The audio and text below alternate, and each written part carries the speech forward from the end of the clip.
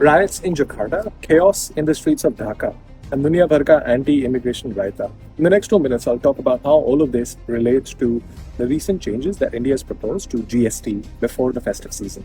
So Indonesia very recently had massive chaos and riots that led to billions lost. It started with the MPs awarding themselves 10 times the perks of what a minimum wage person in Indonesia makes in housing and other perks. And the killing of a young delivery driver by police officers made all of this anger boil over.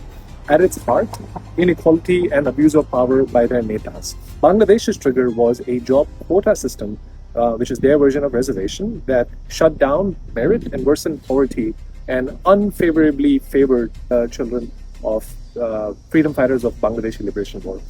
Combined with youth unemployment and inflation, it toppled Sheikh Hasina's regime, where she was literally thrown out of the country. In the West, in US, Canada, Australia, the story looks different, but it feels the same.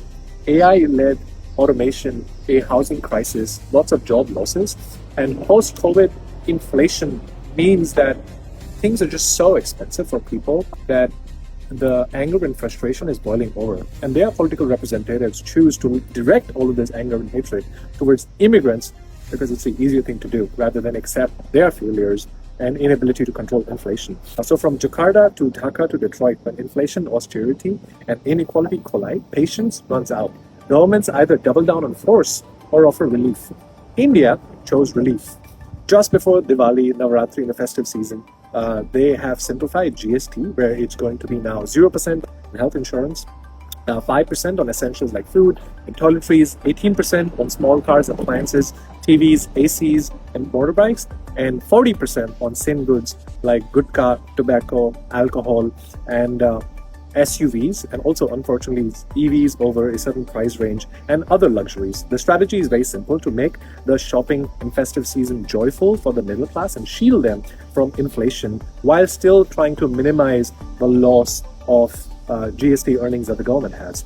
But there's also another deeper layer. An entire generation has grown up in India only under BJP's rule. They've only seen BJP's wins and all failures. And anti-incumbency means that people expect more than patriotic slogans. Leaders know that they will finally need to deliver Achhe Din. So while Indonesia burns over elite splurges, Bangladesh over inequality, India is trying to get ahead of this anger with tax cuts before the festive season, because at the end of the day, an economic policy is more about percentages on paper. It's about survival and keeping hope alive for the people.